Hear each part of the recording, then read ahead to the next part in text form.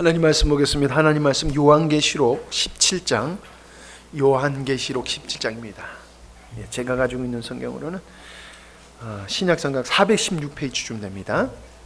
요한계시록 17장 13절에서 14절 말씀입니다. 우리 한 목소리로 읽도록 하겠습니다. 그들이 한 뜻을 가지고 자기의 능력과 권세를 짐승에게 주더라. 그들이 더불어 싸우려니와 어린 양은 만주의 주요 만양의 왕이심으로 그들이 이길 수, 또 그와 함께 있는 자들 곧 부르심을 받고 택하심을 받은 진실한 자들도 이기리로다. 아멘. 오후에 우리 부목사님이 설교할 때의 말씀을 들으면서 다음 주에 내가 설교할 건데 하는 그런 생각이 들어요. 이렇게 연속선상에서 하나님의 말씀을 선포케 하시는 것을 볼 수가 있었습니다. 먼저 제목부터 드린다고 하면은 부르심을 받은 은혜, 부르심을 받은 은혜인데 오늘은 설교를 결론부터 얘기를 해야 될 것 같아요. 제가 이렇게 성도들을 하고 지내다 보면은 그런 얘기들을 해요. 아니, 하나님은 왜 이렇게 나를 힘들게 하시나? 뭐 하나님의 심술 꾸러기입니까? 그런 얘기를 해요. 왜 하나님이 믿지 않는 사람은 모르지만은 믿는 나를 이렇게 좀 고난 가운데 그냥 왜 방치하시는가? 참 하나님은 사랑이라고 하시면서 왜 하나님의 자녀된 우리의 삶을 그냥 이렇게 보고만 계시는가? 이러한 아픈 이야기를 하는 것을 들어봅니다. 근데 여러분, 그게 축복이에요. 내가 예수를 믿는데 모든 게 다 편안하면은 정말 믿음의 생활 잘해서 그런 것 같지요? 아니에요. 성경에 보면은 버려둔 자가 있어요. 내버려둔 자가 있고요. 하나님께서 특별 관리하는 사람이 있어요. 누구를 특별 관리하시겠어요? 우리가 남의 자식한테 별 관심 안 둬요. 뭐 관심이 있어도 한계가 있죠. 근데 내 자식은 어때요? 죽기 살기로 싸우면서 바르게 양육하려고 하죠. 하나님도 그러신 분이에요. 하나님 믿지 않는 사람들, 버려진 자들은 그냥 어떻게 살든지 그냥 내버려둬요. 그냥 이 세상에서 돼지같이 잘 먹고 잘 살다가 끝나라. 근데 하나님의 자녀들은 하나님께서 그냥 방치하지 않으세요. 관리하세요. 어떤 관리? 특별 관리. 특별 관리에 들어가는 거예요. 내가 예수 믿고 하나님의 자녀가 되는 순간부터 나는 하나님의 특별 관리의 대상자가 된다는 것을 인식하시기를 바랍니다. 그래서 우리의 삶은 예수 믿기 전보다도 예수 믿은 후로부터 우리의 삶이 까다로워요. 그전에는 그냥 대충 이렇게 저렇게 살아도 별 문제가 없어요. 마음에도 뭐 괴로움도 없어요. 근데 예수 믿고 나서 하나님의 자녀가 됐다라고 하는 그 믿음이 생긴 때서부터 우리의 마음에는 갈등이 많아져요. 싸움이 많아져요. 괴로움이 많아져요. 왜 그렇습니까? 살아있기 때문에 그런 거예요. 죽어있는 사람은 그런 고민, 갈등이 없어요. 근데 살아있는 사람은 갈등이 있고 고민이 있잖아요. 영적으로도 동일하다라는 사실입니다. 자, 성경에 보면은요, 인생의 마지막에 땅에 속한 사람과 하늘에 속한 사람의 운명이 아주 분명하게 나눠지는 걸 보게 되어집니다. 주님의 말씀은 이런 거지요. 버려둔 자가 있고 데려감을 당한 자가 있다는 거예요.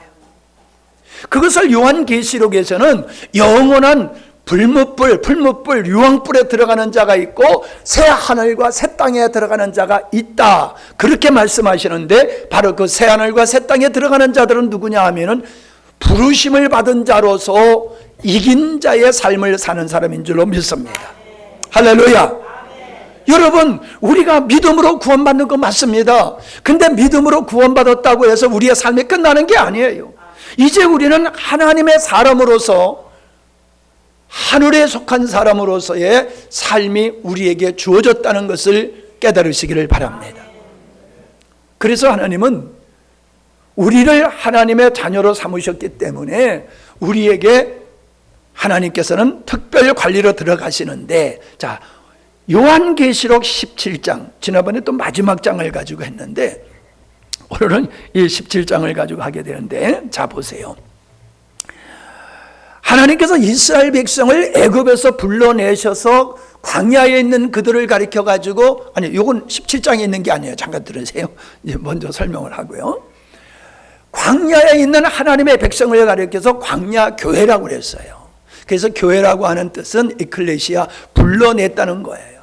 어디서 불러냈어요? 세상에서, 사단의 권세에서, 사망 가운데서 불러내서 하나님 앞으로 부름을 받은 무리들이, 그게 교회다, 이렇게 말씀하고 있습니다. 근데요, 부름을 받았던 이스라엘 백성들이 광야에서 다 넘어졌어요. 왜 그랬을까요? 자기가 부름을 받았다고 하는 이 귀한 사실을 망각하고 살았기 때문에 그런 거예요. 그들의 후손들이 또 역시 하나님 앞에 끔찍한 진노를 받게 되지요. 왜 그렇습니까? 선민이라고 하는 의식은 있는데 선민의 삶은 없는 거예요. 선민이라는 의식이 있어. 아, 우리는 하나님의 특별히 선택한 백성이야. 선민 의식은 있는데 선민의 삶, 선민의 사명은 없었다는 거예요. 그러니까 의식은 있지만 삶은 어때요? 세상적으로, 세상에 속한 사람들과 똑같이 살아가게 된 거예요. 그래서 그들도 넘어질 수밖에 없었다라고 하는 것입니다. 오늘 우리는 요한계시록 17장, 14장, 13장을 통해 가지고 넘어지는 사람은 누구고 이기는 사람은 누구냐라고 하는 말씀을 나누려고 해요. 자, 2절을 보세요. 1절부터 이렇게 쭉 봐야 되는데, 제가 성경하고 여러분 성경이 조금 달리죠? 예, 제가 현대인이나 쉬운 성경으로 읽기 때문에 그렇습니다. 자, 하나님께서 요한에게 큰 음녀가 심판받는 것을 보여주십니다. 여러분, 분명한 것은 마지막이 있다는 거예요. 공의로우신 하나님이시기 때문에 반드시 심판이 있어요. 심판받는 무리들을 큰 음녀라고 표현하고 있는데, 2절을 보니까 2절을 보니까는 세상의 뭇 왕들이 그 여자와 더불어 음행하였고 땅 위에 살고 있는 사람들도 그 여자가 주는 음행의 포도주에 잔뜩 취하였다라고 말하고 있습니다. 자, 제가 이 17장과 이 요한계시록을 자세히 설명을 하지는 않겠습니다. 예, 그 목적이 거기 있는 것이 아니기 때문이에요. 자, 3절을 보세요. 3절을 보면은 그 여자가, 음녀가 붉은 짐승을 타고 있으면서 참남한 이름이 가득한, 하나님을 향해서 아주 참남한 이름이 가득한 모습을 지니고 있음을 보게 되는데, 7머리와 10뿔을 가지고 있어요. 자, 이 여자의 모습은 어떻습니까? 4절에 보니까는 아주 붉은 짐승을 타고서 자주 옷을 입고 진홍색 옷을 입고 몸에는 금과 보석과 진주로 화려하게 치장을 했어요. 그리고 손에는 금잔을 들고 있어요. 근데 그 금잔 안에는 가증한 것들과 자기 우상의 각양, 더러운 것들로 가득 차여 있는 모습을 보게 됩니다. 한마디로 이 여자의 모습은 세상적인 것으로 취하고 세상에 가증한, 하나님 보시기에 가증한 것들로 꽉 찬 모습을 보여주고 있다라고 하는 겁니다. 근데 그 이름에는, 이마에는 이름이 있어요. 뭐라고 얘기했냐면 바벨론이다 라고 얘기를 했어요. 바벨론. 여러분, 우리는 바벨론 하면은 바벨탑이 생각나잖아요. 하나님을 대적하는 그 무리들로 이루어진 최초의 나라가 바벨론이에요. 바벨론. 그래서 항상 이 성경에서 바벨론을 거론을 하면은 아주 하나님을 대적하는 무리들을 말하고 있는 거예요. 자, 그 이마에 바벨론이라는 이름이 있고 가증한 것들의 어미라, 근본이라고 얘기를 하고 있어요. 근데 여기 6절에 보니까는 여자가 성도들의 피와 예수의 증인들의 피를 취하고 있어요. 흡혈귀가 사람 피 빨아먹잖아요. 이 여자는 무슨 피를 잔뜩 취하고 있느냐? 성도들의 피, 예수 증인의 피, 다시 말하면 믿음을 가진 자들을 박해하는 것을 의미하고 있어요. 물을 마시듯이. 이 여인은 교회를 핍박하는, 하나님을 대적하는 것으로 그의 삶이 점철되어 있는 존재다라고 하는 것을 보게 되어지죠. 그런데 그 머리는 보니까는 머리는 7머리와 10뿔을 가진 짐승을 타고 있다라고 얘기를 하고 있어요. 자, 그런데 14절을 우리가 아까도 말씀드렸지만 전체를 제가 설명을 안 할 거예요. 자, 보세요. 13절과 14절을 보시기 바랍니다. 13절, 그러면 그들 10명의 왕들은 한 가지 목적을 가지고 자기들의 권력과 힘을 그 붉은 짐승에게 주어 다 함께 힘을 합쳐 어린 양을 대적하여서 죽기 살기로 싸울 것이다. 그러나 어린 양은 만주의 주이시요 만왕의 왕이시므로 그들을 능히 이기실 것이며, 또한 어린 양과 함께 있는 사람들 곧 하나님의 부르심을 받고 택하심을 받은 신실한 충성된 성도들도 더불어 이기더라. 제가 이거를 설명하기 위해서 앞에 거를 조금 인용한 거예요.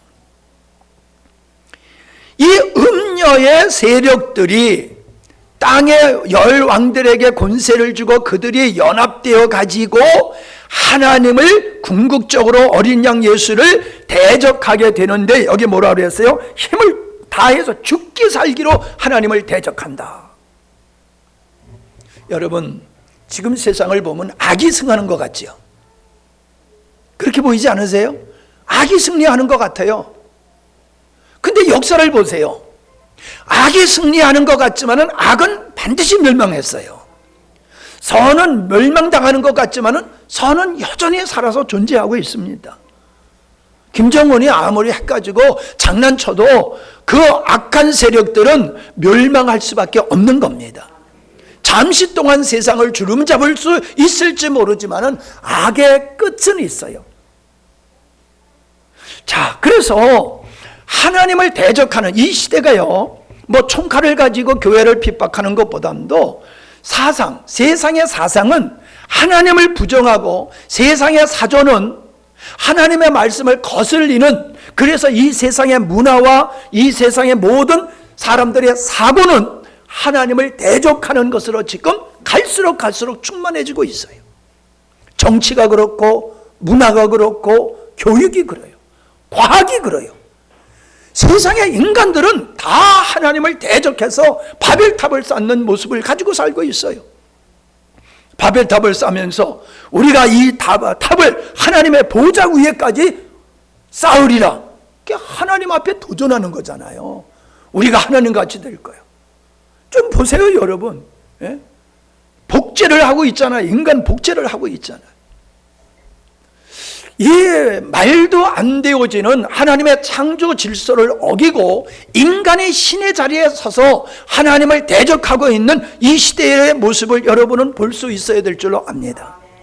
이 시대가 그냥 잘 먹고 잘 살고 있다, 이게 아니에요.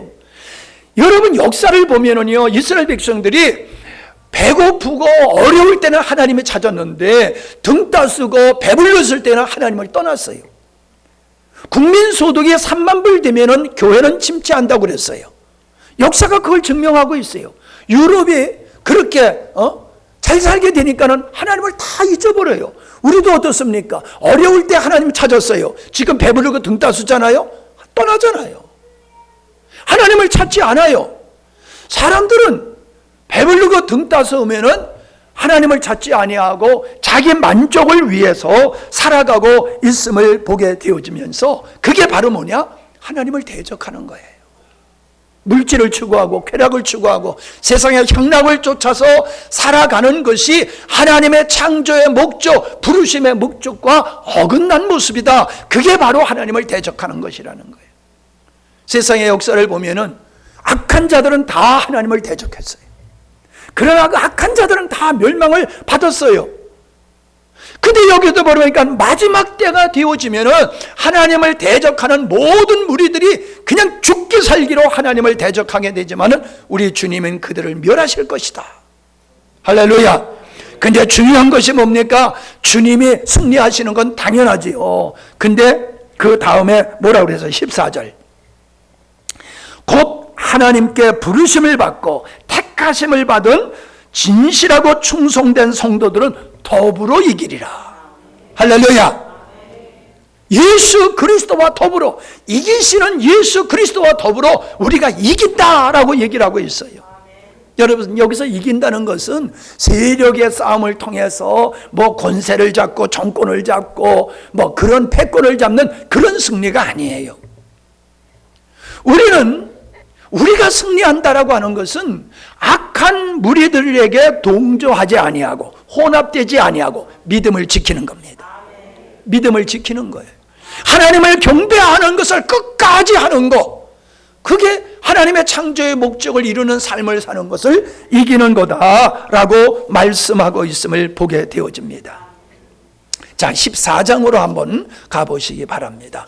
14장 4절. 14장 4절. 예.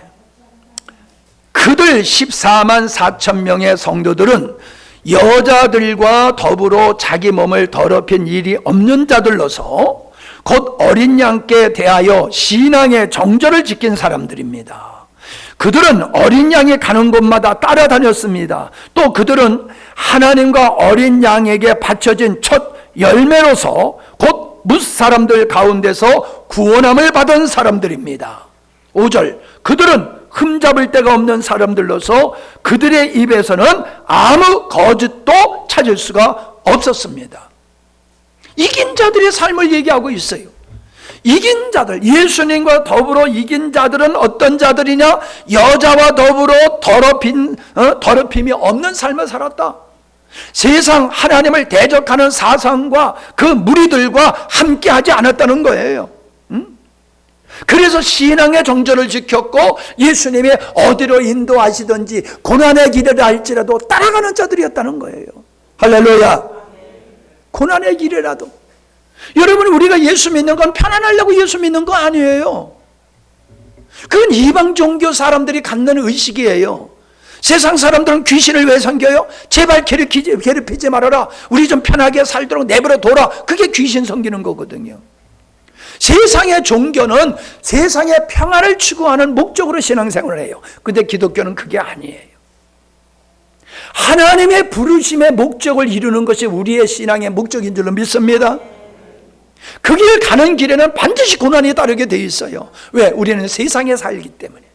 하나님을 대적하는 세상에 살기 때문에 우리는 빛의 자녀로서 어둠의 고난을 받는 것이 가인과 아벨로부터 시작해서 지금까지 마지막까지 그것은 이어질 수밖에 없습니다.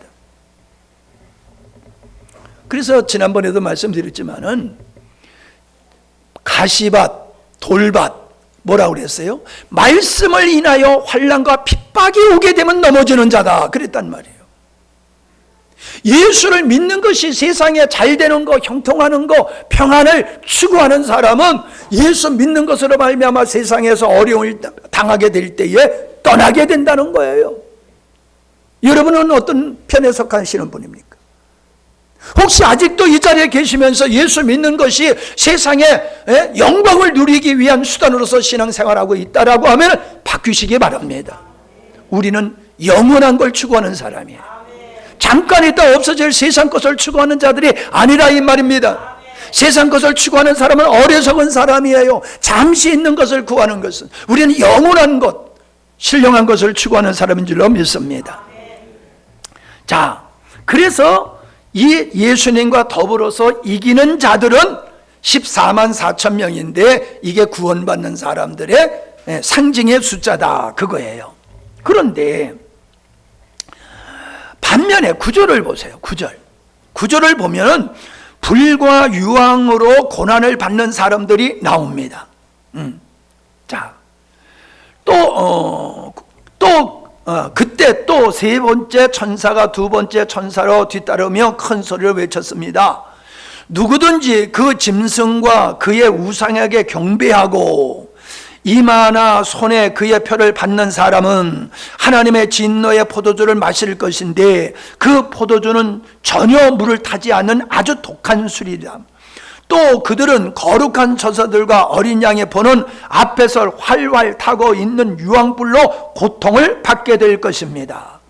그들에게 11절이요. 그들에게 고통을 주는 유황불의 연기는 영원토록 그치지 않고 불타오를 것이며 누구든지 짐승과 그의 우상에게 경배하는 자들과 짐승과 우상에게 경배하는 자들과 그 짐승의 표를 받는 자들은 밤낮 안식을 얻지 못하고 쉼 없이 고통을 당할 것입니다. 여러분, 이게 버림을 받은 자요, 하나님의 영원한 안식에 들어가지 못하는 자들, 마귀를 쫓아서 마귀에 속한 자로서 마귀가 시키는 대로 살아갔던 그들, 하나님을 대적하고 자기가 왕된, 자기가 하나님 된 삶을 살아갔던 사람들은 누구냐? 짐승에게 경배하는 자, 그들이다라고 얘기를 하고 있어요. 여러분 보세요.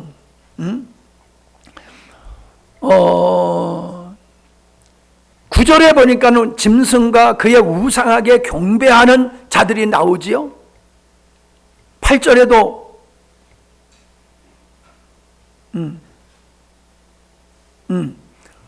9절과 10 몇 절이요?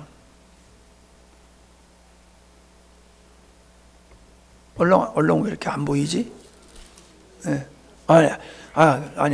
자, 13장 8절을 보세요. 13장 8절을 보면은요, 땅에 사는 자들은 누구에게 경배를 해요? 짐승에게 경배하지요. 13장 8절에 보면. 그죠? 예. 12절을 보세요.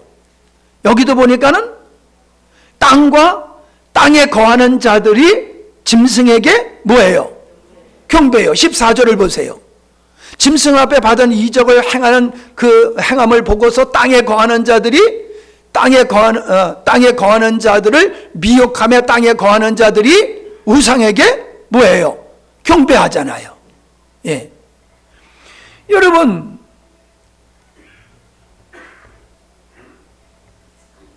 누가 짐승에게 경배하는가? 누가 음녀와 더불어 살아가는 것인가? 하나님의 부르심을 거절하는 사람들이에요. 그리고 하나님을 경배하도록 부르심을 받았는데 하나님을 경배하지 아니하고 우상을 섬기고 세상의 쾌락을 따라서 살아가는 사람들, 그게 바로 짐승에게 경배하는 것이다, 그 말이에요. 그래서 여기 보면은 표를 받는 것이 나오게 되지요. 13장 16절, 17절 여기 보면은 짐승의 표를 받는 것이 나옵니다. 자, 16절.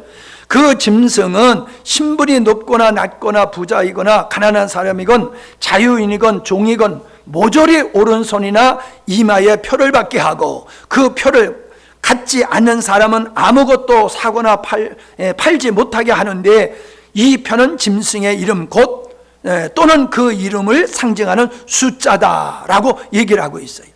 15절에 보면은 짐승에게 경배하지 않는 자는 다 죽이고 이마에 표를 받게 하는 이 악한 세력들의 이 강력한 도전을 우리가 여기서 볼 수가 있습니다. 여기서 표를 받는다라고 하는 것은 뭐 이마에 뭐 바코드를 받고 그런 게 아니라 세상의 사조를 순응하는 거예요. 세상의 권세 앞에 굴복하고 세상의 사조 앞에 굴복하고 마귀에게 속한 자로 살아가는 사람을 가리켜서 짐승의 표를 받은 것이다 라고 얘기하고, 그 짐승에게 경배하는 자들은 다 불과 유황으로 불타는 곳에 들어가게 된다라고 말씀하고 있음을 보게 됩니다. 자, 다시 17장으로 돌아갑니다. 다시 17장으로 돌아가서 우리가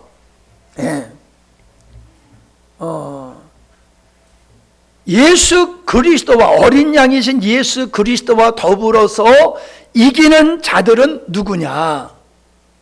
지금까지 얘기한 게 이 결론이에요. 부름을 받은 자들이라는 거예요. 근데 중요한 것이 뭐냐 하면은 부름을 받았는데 그 부름의 가치와 은혜를 모르는 거예요. 믿음이란 하나님이 우리를 부르실 때 아멘 하고 반응하는 게 그게 믿음이에요. 자, 보세요. 하나님의 부르심엔 은혜가 있어요. 왜 부르심에 은혜가 있느냐 하면은 하나님이 우리를 부르실 때는 우리에게 조건이 있어서 부르는 게 아니에요. 의롭고 훌륭하고 착하고 대단해서 우리를 부르는 게 아니라 고린도전서 1장 26절에 보니까는 형제들이여 여러분이 하나님께 처음 부르심을 받았을 때 하나님께 처음 부르심을 받았을 때 여러분의 처지가 어떠했는지를 한번 생각해 보십시오. 인간적인 기준으로 볼 때 여러분 중에 지혜로운 사람이 많지 않았고 영향력 있는 사람도 많지 않았으며 좋은 가문에 태어난 사람도 많지 않았습니다. 우리가 세상적으로 자랑할 것이 있어서 우리를 선택한 게 아니다라고 말씀하고 있습니다. 여러분 아멘이지요? 우리가 예수 믿어서 존귀한 자로 바뀌어지는 거지 존귀한 자이기 때문에 하나님이 우리를 부르신 게 아니라는 거예요. 여러분은 존귀하신 분입니다. 과거는 아니지만 지금은 존귀하신 분이에요. 그리스도 안에서 새로워지신 분이에요. 할렐루야. 예. 그래서 전적인 은혜다. 하나님이 우리를 부르신 것은 하나님의 전적인 은혜다라고 하는 겁니다. 누가 넘어지느냐? 전적인 은혜를 받고도 그 은혜를 은혜인 줄 모르는 사람이 넘어지는 자라는 거예요. 그게 이스라엘 백성들이 했다는 거예요. 마지막에 짐승에게 경배함으로 말미암아 영원한 멸망을 받게 된 자들이 누구냐? 부르심의 은혜를 망각하고 산 사람들이다. 자, 두 번째는 하나님의 어떤 의도로 우리를 부르셨느냐라고 하는 것을 알아야 돼요. 세 가지를 성경에서 말씀하고 있어요. 자, 로마서 1장 6절에 보면은 우리가 사단에 속하였던 자인데 예수 그리스도의 것으로 우리가 부름을 받았다라고 얘기를 하고 있어요. 두 번째 보면은 고린도전서 7장 22절에 보니까는 하나님의 그리스도의 종으로 우리를 부르심을 여기서 볼 수가 있어요. 자, 7장 22절입니다. 주 안에서 부르심을 받은 자는 종이라도 주께 속한 자윤이요 또 그와 같이 자윤으로 있을 때 부르심을 받은 자는 그리스도의 종이니라. 너희는 갑으로 산 것이니 사람들의 종이 되지 말라. 형제들아, 너희는 각각 부르심을 받은 그대로 하나님과 함께 거하라. 아멘. 우리를 자유자로 불렀고 그리스도의 종으로 삼았다. 우리를 그리스도의 것으로 하나님이 우리를 사셨다는 거예요. 할렐루야. 여러분, 남의 것을 누가 가져가면은 그냥 보고 있습니다. 그러나 내 것을 누가 가져가면은 그걸 못 가져가게 해요. 예? 내 것을 누가 해코지 하면은 해야지 못하게 막아요. 우리를 하나님의 것으로 그리스도의 종으로 우리를 사시고 우리를 당신의 것으로 만드셨다는 거예요. 누구의 소유다? 여러분은 나는 누구의 소유다? 확실합니까? 여러분, 이 믿음이 있어야 되는 거예요. 이게 우리의 정체성이에요. 이것이 우리가 세상을 이길 수 있는 능력이 거기서 나오는 거예요. 나는 그리스도의 것이다. 나는 하나님의 것이다. 그러므로 내 것을 내 마음대로 할 수 있어요, 없어요? 없어요. 그러니까 종이에요, 우리는. 그런 의미에서 나는 하나님의 것이 되어지는 하나님의 소유. 여러분, 미국의 시민권 달라고 얼마나 애를 씁니까? 미국의 시민권만 가지고도 사람들이 어깨에 힘을 주고 아주 좋아하잖아요. 그런데 우리가 하나님의 나라의 시민이요, 우리가 그분의 것으로 우리가 인정받게 될 때에 우리는 무슨 관리에 들어간다? 특별 관리에 들어간다. 할렐루야. 네, 전쟁 나면요, 한국에서 전쟁 나면은 어디든지 그러잖아요. 전쟁 나면 자국인들은 먼저 다 데려가잖아요. 자국인들을 보호하잖아요. 특별 관리하잖아요. 똑같습니다. 하나님은 당신의 종과 것으로 삼으시고 당신의 종으로 삼으시며 우리를 그렇게 눈동자와 같이 여기시는 줄로 믿습니다. 예. 자, 그 다음에 로마서 1장 7절에 보니까는 그러므로 나는 하나님의 사랑을 받아 성도로 부르심을 받은 로마에 사시는 여러분 모두에게 우리 아버지 하나님과 우리 주 예수 그리스도께서 은혜와 평강을 주시기를 원합니다. 누구에게 은혜와 평강을 주기를 원하세요? 하나님의 부르심을 받은, 어떻게? 성도로 부르심을 받은. 할렐루야. 우리는 성도님이라고 소개하지요. 예? 성도님 부를 때 성도님이라고 불러요. 여러분, 그게 가벼운 호칭이 아닙니다. 거룩한 물이라는 거예요. 거룩한. 당신은 하나님 앞에서 부름을 받은 거룩한 물입니다. 할렐루야. 거기에 들지 않는 사람들은 생명책에 기름 떼지 않는 자들이고 그들은 멸망의 백성이라는 거예요. 그래서 하나님은 내버려 두는 거예요. 세상 사람들은 야, 꼭 예수 믿을 필요가 어딨냐. 나 예수 안 믿어도 잘 먹고 잘 살잖아. 나 출세하고 있잖아. 그래요. 여러분, 이 세상에서는 그렇지만은 이 세상의 마지막에 그거 가져갈 사람 어디 있습니까? 이 세상 떠날 때에 그때 진짜 우리가 누구에게 속했느냐, 땅에 속한 자냐 하늘에 속한 자냐에 달려서 우리의 영원한 운명은 바뀌어지는 거예요. 세상에서 버려둔 자는 그냥 내버려 둔다니까요.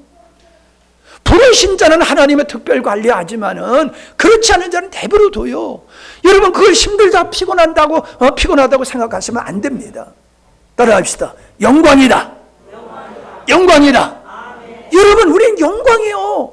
하나님이 우리를 그냥 내버려 두지 아니하시고 달달 볶아가지고 우리를 흔들어서 당신의 자녀답게 만들어 가시는 건 영광입니다.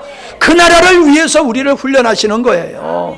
하나님의 나라, 여러분, 세상에 속된 것을 가지고 들어갈 수 있겠어요? 그래서 먼저 우리 죄를 사하여 주셨을 뿐만 아니라 우리를 이 땅에서 거룩한 존재로 만들어가고 훈련하셔서 주의 나라에 들어가게 하시는 줄로 믿습니다. 보혈로 씻음을 받아서 갈 자격이 있고 하나님의 자녀가 된 자녀를 자녀답게 하시기 위해서 하나님이 우리에게 훈련하시고 연단하신다. 뭐 나중에 또 하겠습니다만, 자, 세 번째는 부르심의 소망이 뭔지를 알아야 돼요. 아까도 얘기했죠. 이스라엘 백성들이 왜 넘어졌습니까? 내가 하나님의 백성들로 부르심을 받은 목적이 어디 있느냐? 이스라엘 백성들은 하나님을 예배케 하기 위해서 부르심을 받은 거예요. 우리가 왜 부름을 받았습니까? 사람들은 천국 가기 위해서 부름을 받았다는 이 유치원식의 의식만 가지고 있어요. 여러분, 우리는 천국 데려가기 위해서 부르신 게 아니에요. 우리를 하나님의 사랑의 대상으로 삼으시기 위해서 부르신 거예요. 할렐루야. 얼마나 감사합니까? 우리를 왜 부르셨어요? 여러분, 사랑하는 사람하고 결혼하시잖아요. 왜 사랑하는 사람하고 결혼합니까? 사랑의 관계를 지속적으로 갖기 위해서 결혼하는 거잖아요. 하나님이 우리를 부르심은 노예로 삼기 위해서 우리를 부르신 게 아니에요. 하나님의 사랑의 대상자로 우리를 부르셨어요. 여러분, 그게 영광이잖아요. 멋진 사람이 나를 결혼하자고 하면은 다들 좋아할 거 아니에요. 잘생기고 매너 있고 돈도 있고 능력 있어. 그런 사람이 나보고 결혼하자 하면 싫다고 그럴 거예요? 할렐루야 할 거 아니에요. 하나님이 우리를 사랑의 관계로 우리를 부르시는데 싫다고 하는 사람은 마귀에 속한 사람만 싫다고 하지, 하나님께 속한 사람은 할렐루야. 아멘? 예. 그걸 우리는 분명히 해야 된다. 그래서 에베소서 1장 18절에 보면은 하나님께서 어떤 소망을 갖고 우리를 부르셨는지를 알기를 위해서 바울이 기도하고 있음을 보게 되어집니다. 자, 네 번째는 하나님의 부르시면 자유가 있어요. 자유. 예. 갈라디아서 5장 13절에 형제 여러분, 하나님께서는 자유를 주시려고 여러분을 부르셨습니다. 할렐루야. 우리는 하나님이 없을 때는 세상의 종이 되고 죄의 종이 되어서 사람의 종이 되어서 내가 원치 않는 삶을 살고 있었어요. 근데 하나님은 우리를 부르셔서 죄로부터, 사망의 권세로부터 우리를 자유케 하시려고 부르셨다. 할렐루야. 그래서 수고하고 무거운 짐진 자들아 다 내게로 오라. 그러면 어떻게 하신다 그랬어요? 쉬게 하겠다. 여러분, 그리스도 안에서 형통의 복이 아니라 쉼의 복인 줄로 믿으시기 바랍니다. 여러분, 천하를 갖고 있어도 편안하지 못하면 지옥이에요. 우리가 들판에 있어도 마음에 평안이 있으면 거기가 천국이 되는 줄로 믿습니다. 예? 자, 자유함을 위해서 부르셨어요. 다섯 번째는 우리에게 사명자로, 우리를 사명자로 삼기 위해서 부르셨어요. 로마서 1장 1절 바울이 자기를 소개할 때에 이렇게 소개해요. 그리스도 예수의 종인 나 바울은, 그리스도 예수의 종인 나 바울은 부르심을 받아 사도가 되었다. 여러분, 부르심을 받아서 뭐가 되었다? 아니, 여러분은 부르심을 받아서 뭐가 됐어요? 앞에 다 얘기했잖아. 성도, 또 자녀, 할렐루야. 그리스도의 신부, 그리스도의 종, 그리스도의 것으로 우리가 부름을 받았어요. 근데 여러분, 이것은 뭐라고 얘기하고 있냐면 그 뒤에 말씀해 보니까는 하나님의 복음을 전하도록 따로 세우심을 받은 자들이라는 거예요. 우리를 왜 부르셨느냐? 복음을 전하는 사도로, 바울은 복음을 전하는 사도로 부르심을 받았다고 하는데, 오늘 여러분은 무엇을 위해서 부르심을 받았어요? 천국 가기 위해서? 아니요. 동일합니다. 우리도 주님을 위해서 부름을 받았고 복음을 위해서 우리가 부름을 받았음을 믿으시기를 바랍니다. 하나님은 육신이 되셔서 이 땅에 오셔서 거룩한 하나님의 뜻을 이루셨잖아요. 우리를 교회로 부르신 것은 교회로 하여금 복음을 전하여 하나님의 뜻을 이 땅에 이루고 영혼들을 구원하기 위해서 우리를 부르신 줄로 믿으시기 바랍니다. 여러분, 인력시장에 가서 사람을 불러다가 그냥 밥만 먹여요? 인력시장에 가서 아침에 일찍 가가지고 사람을 데려가는 거 왜 불러가요? 일 시키려고. 왜 밥을 줘요? 왜 새참을 줘요? 예, 옛날에는 우리 아버지가 일하실 때는요, 꼭 일하는 사람한테 담배 한 각씩 주시더라고. 담배 한 각씩. 예, 팁으로 꼭 주시더라고. 왜 먹을 국을 주고 왜 담배를 주고 왜 좋은 시간을 주냐 말이에요. 일하라고. 일 잘하라고.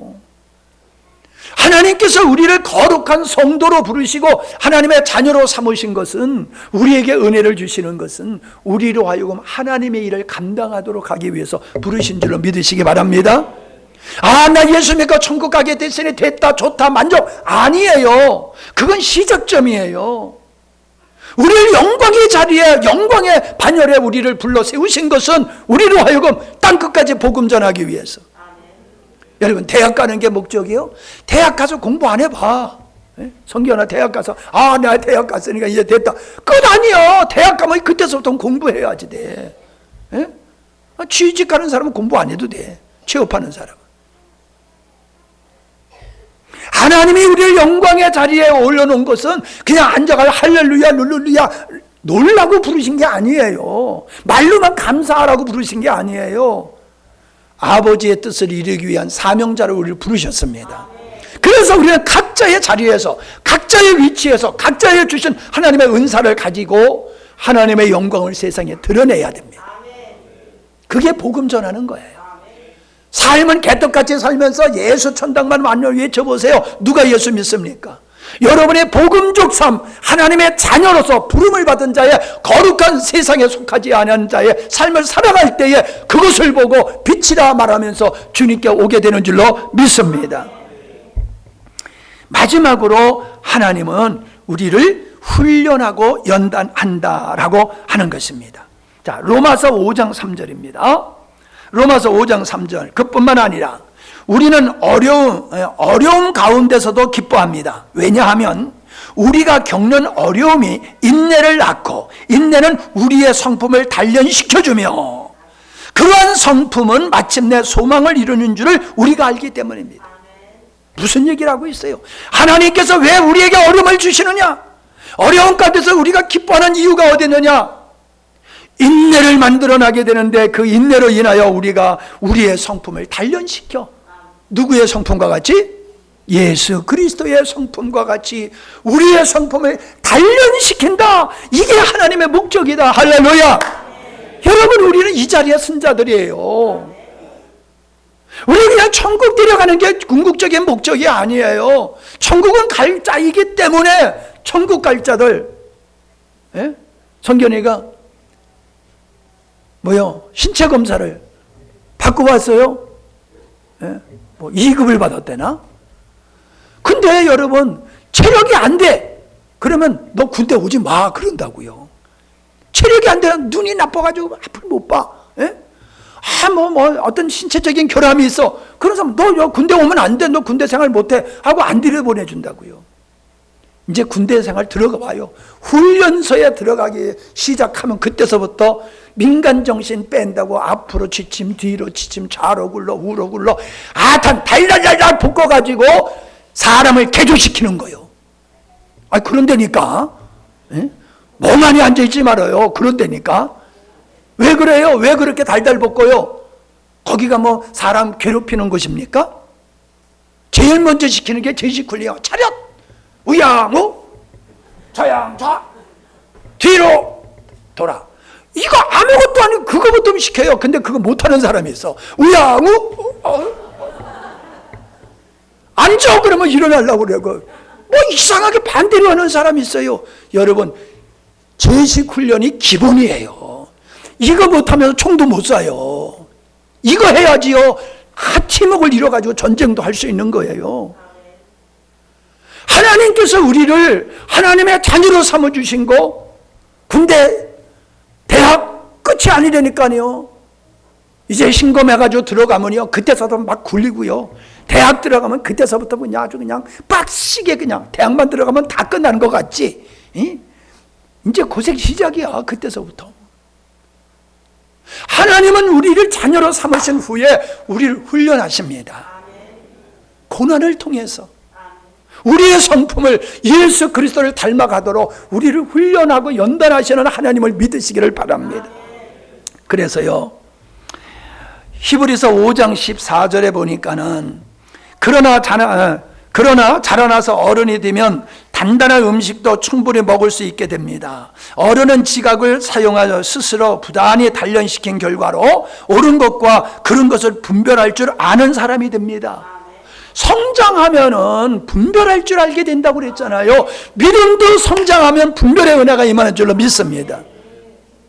그래서 로마서 8장 28절에 하나님을 사랑하는 사람들 곧 하나님께 부르심을 받아 그분의 뜻대로 살아가는 사람들에게는 모든 일들이 서로 협력하여 결국에는 선을 이루십니다. 하나님은 모든 일들을 가지고 우리를 훈련하신다. 할렐루야. 그렇게 말씀하고 있는 겁니다. 모세를 하나님께서는 40년 동안 애굽에 집어넣어가지고 광야에 집어넣어가지고 훈련하셨잖아요. 제자들을 부르신 후에 3년 동안 동고동락하면서 훈련받으셨잖아요.